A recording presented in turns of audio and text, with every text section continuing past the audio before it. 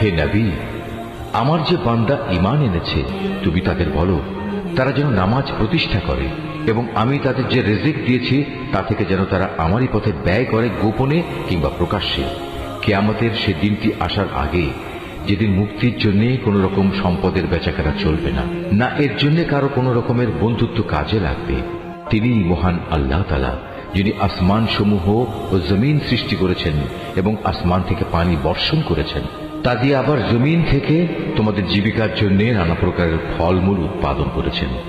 তিনি যাবতীয় জলযানকে তোমাদের অধীন করেছেন যেন তাঁরই ইচ্ছা অনুযায়ী তা সমুদ্রে বিচরণ করে বেড়ায়, এবং এ কাজের জন্য তিনি নদী নালাকেও তোমাদের অধীন করে দিয়েছেন। তিনি চন্দ্র সূর্যকেও তোমাদের অধীন করে দিয়েছেন। এর উভয়টা একই নিয়মের অধীনে চলে আসছে।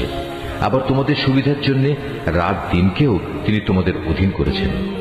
তোমরা তার কাছ থেকে প্রয়োজনে যত কিছুই চেয়েছ তার সবই তিনি তোমাদের সামনে এনে হাজির করেছেন, এবং তোমরা যদি সত্যি সত্যি তার সব নিয়ামত গণনা করতে চাও তাহলে কখনোই তা গণনা করে শেষ করতে পারবে না। মানুষ আসলেই অতিমাত্রায় সীমা লঙ্ঘনকারী ও নিয়ামতের প্রতি অকৃতজ্ঞ বটে। স্মরণ করো যখন ইব্রাহিম আল্লাহর কাছে দোয়া করল, হে মালিক, এ মক্কা শহরকে শান্তি ও নিরাপত্তার শহরে পরিণত করো এবং আমাকে ও আমার সন্তান সন্ততিদের মূর্তি পূজা করা থেকে দূরে রেখো। হে আমার মালিক, নিঃসন্দেহে এ মূর্তিগুলো বহু মানুষকে গোমরা করেছে। অতঃপর যে আমার আনুগত্য করবে সে আমার দলভুক্ত হবে, আর যে ব্যক্তি আমার নাফরমানি করবে তার দায়িত্ব তোমার উপর নয়। নিশ্চয়ই তুমি ক্ষমাশীল ও পরম দয়ালু। হে আমাদের মালিক, আমি আমার কিছু সন্তানকে তোমার পবিত্র ঘরের কাছে একটি অনুর্বর উপত্যকায় এনে আবাদ করলাম, যাতে করে হে আমাদের মালিক এরা নামাজ প্রতিষ্ঠা করতে পারে। তুমি তোমার দয়ায় এমন ব্যবস্থা করো যেন মানুষদের অন্তর এদের দিকে অনুরাগী হয়। তুমি ফলমূল দিয়ে তাদের রিজিকের ব্যবস্থা করো, যাতে ওরা তোমার নিয়ামতের শুকর আদায় করতে পারে। হে আমাদের মালিক, আমরা যা কিছু গোপন করি এবং যা কিছু প্রকাশ করি নিশ্চয়ই তুমি তা সব জানো।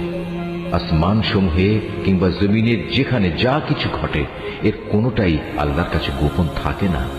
সব প্রশংসা আল্লাহ তাআলার জন্য, যিনি আমাকে আমার এ বৃদ্ধ বয়সে ইসমাইল ও ইসহাক তুল্য দুটো নেক সন্তান দান করেছেন। অবশ্যই আমার মালিক তার বান্দাদের দোয়া শোনেন।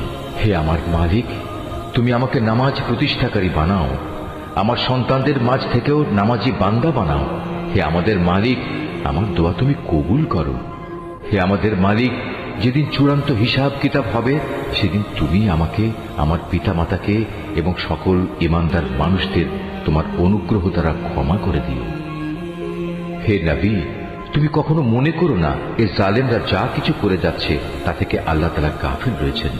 আসলে তিনি তাদের সেদিন আসা পর্যন্ত অবকাশ দিয়ে রাখছেন যেদিন তাদের চক্ষু স্থির হয়ে যাবে। তারা আকাশের দিকে চেয়ে ভীত সন্ত্রস্ত অবস্থায় দৌড়তে থাকবে। তাদের নিজেদের প্রতি নিজেদের কোনো দৃষ্টি থাকবে না, ভয়ে তাদের অন্তর বিকল হয়ে যাবে। হে নবী, তুমি মানুষদের একটি ভয়াবহ দিনের আযাব আসা থেকে সাবধান করে দাও। এমন দিন সত্যি যখন এসে হাজির হবে, তখন এ জালিম লোকেরা বলবে, হে আমাদের মালিক, আমাদের তুমি কিছুটা সময়ের জন্য অবকাশ দাও, এবার আমরা তোমার ডাকে সাড়া দেব এবং আমরা তোমার রাসূলদের অনুসরণ করব।